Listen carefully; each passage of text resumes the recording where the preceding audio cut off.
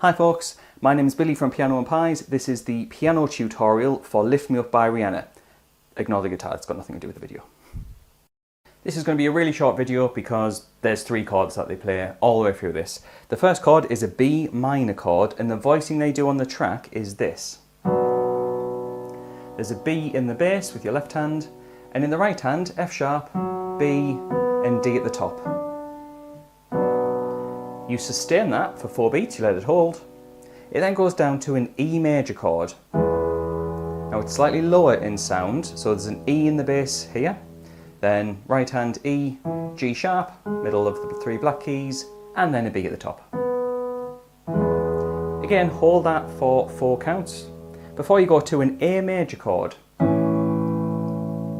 Now the voicing that they do on the track, there's an A in the bass, there's an E above it, you can play that with either hand, I do it with my right, and a C sharp at the top. If you play all those notes together, you get an A major chord.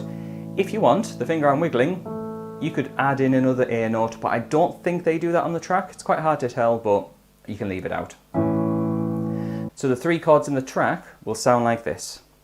B minor 3, 4, E 2, 3, 4, A 2, 3, 4, 5, 6, 7, 8. Basically, play that over and over and over, and then that's the song. However, on occasion, especially at around the 1:08 mark on the track, so 1 minute and 8 seconds in, they double up the A chord. So instead of holding that for 8 beats like I did earlier, they'd play it again. So 2 times 4 beats each, rather than playing it once for 8 beats. And that's basically it, that's the song.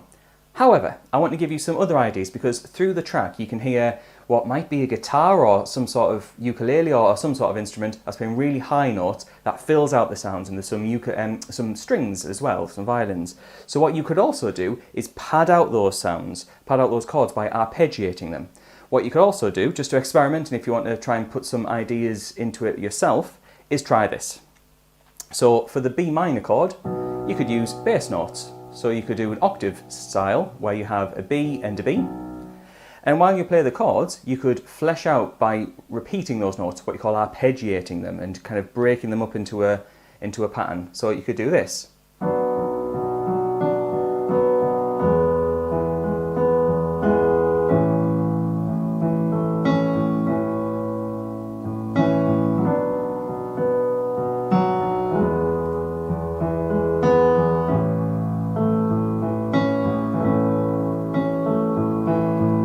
So all I was doing was using octaves in my left hand. Whatever I play for each chord, whether it's B, E or A, I'm just using little finger and thumb to play octaves, so it's just the same note lower down.